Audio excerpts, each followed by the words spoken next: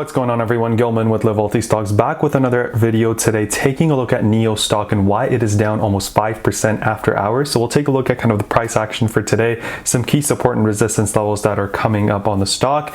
But before that, we'll take a look at why it's down 5% after hours. So thank you so much for getting me to 1,000 subscribers. I appreciate each and every one of you. If you haven't subscribed yet, hit that subscribe button down below. It doesn't cost you anything and it takes 2 seconds. And hit that like button as well because it recommends this video to other people. And comment down below if you were in NIO or your thoughts on NIO down below, and I'd love to chat with you guys down there. So let me get right into it.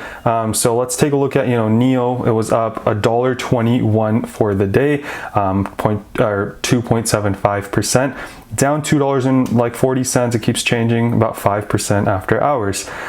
Taking a look at the Nasdaq, it was up only 0.54%. The Dow was the Dow was down 34 points, which is 0.11%, and the S&P was red as well, but pretty much flat, only down 0.03%. So why is NIO stock down today? Well, they have announced an offering of 60 million shares, 60 million shares, and then another 9 million shares with a 30-day option for the underwriters to be able to purchase it. Whether you look at that or Yahoo Finance, they're pretty much saying the same thing. We don't know if it's priced at market yet or below market, but we'll kind of see how that looks come market open tomorrow. So 60 million shares, another 9 million. This is coming after they've already done an announcement back in August. But as this article here says, right, the company's gonna use this money, right, this ADS offering, for 3 things. They said research and development of new products and next generations of autonomous driving vehicles. The second reason being sales and service network expansion and market penetration. And the third option being general corporate purposes. So I don't care about that third one, that's just administrative. But the first two, the first one being, autonomous driving and kind of getting that research and development, as well as expanding their sales and network, where they're selling cars in China right now. Both of those are great news for the company, right? Like, they're going to use that money, go out, kind of get their autonomous driving in order, hopefully with the sales network increase their sales in the long term as well. So I think the first two, the reasoning they're doing this offering is not because of some companies struggling, but it does make sense because the company has ran a lot in a short amount of time. So more money for them to kind of use to be able to invest and hopefully grow the company even more. So it makes sense, right? If we take a look at Li Auto, they did an offering in early December as well. They offered it at a 10% discount. Naturally, the stock fell. And then we go back to Weibo. If I go up here, not on the S&P, on NIO, what we see is, XPeng recently did one as well. So these companies have increased in valuation so much that it just makes sense for them to kind of do the stock offering at this time to kind of get this cash to move forward with the ambitious growth plans that they have. Now let's take a look at NIO stock. It is down over 5.5% after hours. So when I started making this video, it was about 5%. As we see, it's a little bit more now, right? Selling off, continuing to sell off. But the one thing that I do want to point out is, at least as of the time of this video, right, if I draw a line all the way across, currently at 42.62, it is not even after the crazy 6%, almost 6% drop, it's still not at the lowest point that it was during the trading day today, right? So similar to Tesla, although Tesla was, if you take a look at Tesla, it was up only like 3.74%. It actually rallied from 566 to 636, right? This green you're seeing here is the close to close. But if we take a look at the amount we fell pre-market and then the rally, we'll really see that this drop is not even where we were at the beginning of today. So even if you bought stock at the very beginning of today, you're not down, even though we're down 6% after hours. Just kind of putting things in perspective, right? But let's take a look at kind of how the stock traded today. So pre-market sold off, opened up. The lows that we reached today were kind of in the high 41s, low 42s. Rallied all the way from there until kind of the 45 mark, right? And then came down, but bounced right off VWAP, pushed up, made a high of 45.67, and then came down to, you guessed it, bounce off VWAP, right?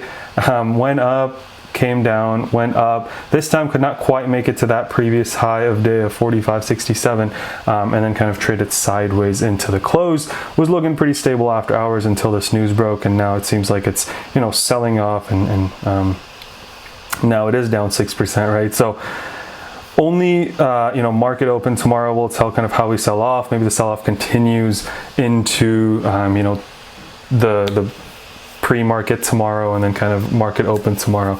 But I'm, you know, assuming that it's going to be bought up. We don't know, or at least I didn't see what price they're offering it at. I think that has to do with you know, kind of what the impact on the stock is as well. If they're offering it at a great discount, stock price will fall a lot more than if they're offering it kind of at market price, right? So we'll kind of see that. But, you know, even then, let's take a look at the daily chart.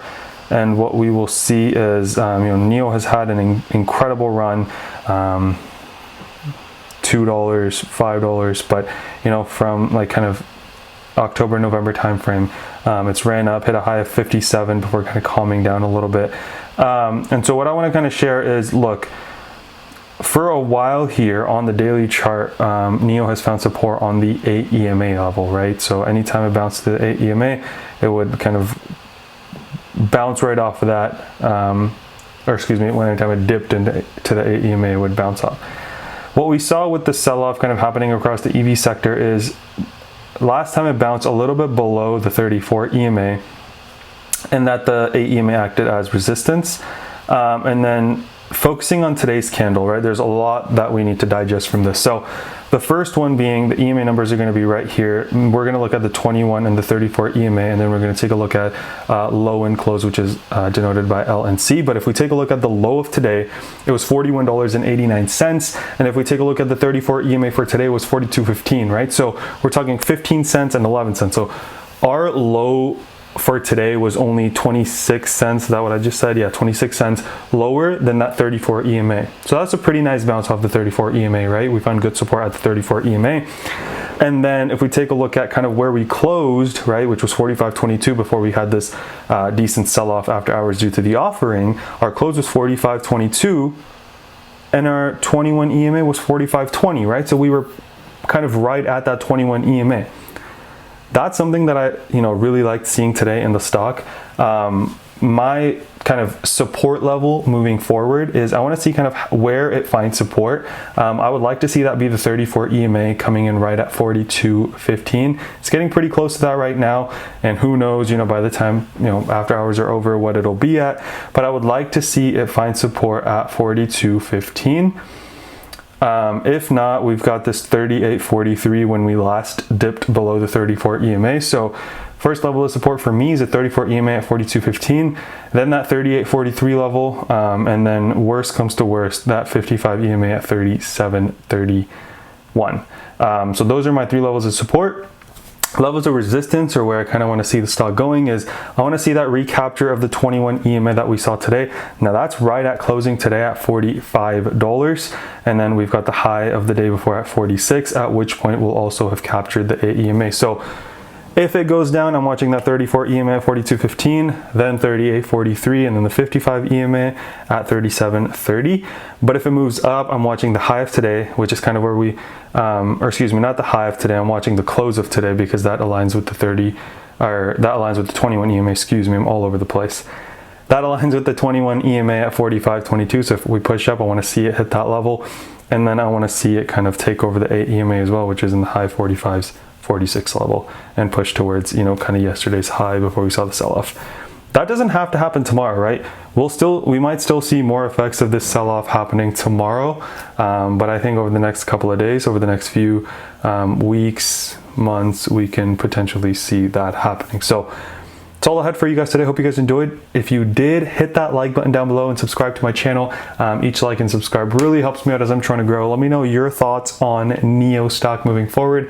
I'm personally long on NIO. I think they have great potential to, you know, kind of grow in China and really take off there. Let's remember to be a bit better every single day. Hope you guys are all having an amazing trading week so far, and until next time.